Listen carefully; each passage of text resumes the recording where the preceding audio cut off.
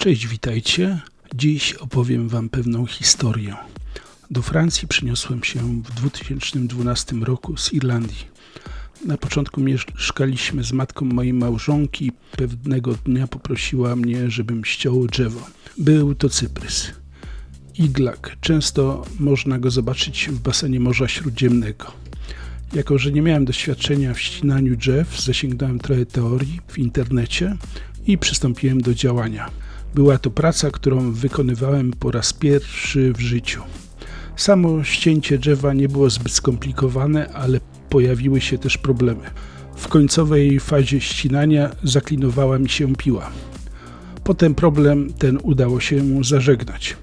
Ciekawym przeżyciem był też sam upadek drzewa, jednakże po połączeniu teorii z praktyką drzewo upadło w zamierzonym przeze mnie kierunku.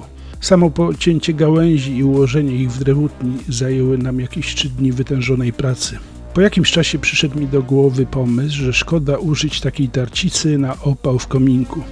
Zamówiłem specjalny osprzęt firmy Logosol do przecierania kłód drewna na deski oraz specjalne łańcuchy do piły, których kąt natarcia wynosi 30 stopni i nadają się one do cięcia poprzecznego.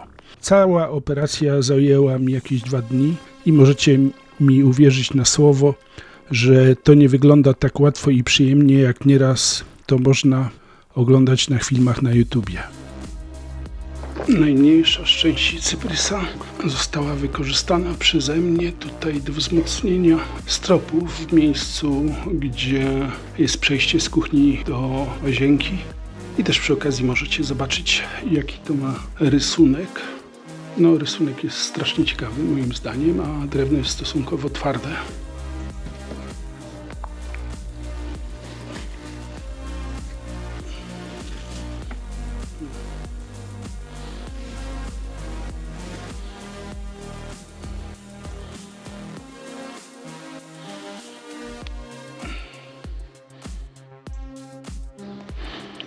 Natomiast reszta kłód leży tutaj. Trochę się przetarł materiał okrywający, ale myślę, że będzie ok. Także jedzie do mnie sprzęt do cięcia. Także myślę, że niebawem pojawią się następne filmy właśnie z kontynuacją tego tematu. To by było na tyle.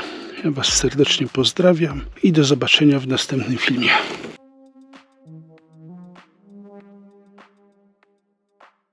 Właśnie szykuję ziemię do pitei, także za chwilę te doniczki się napełnią.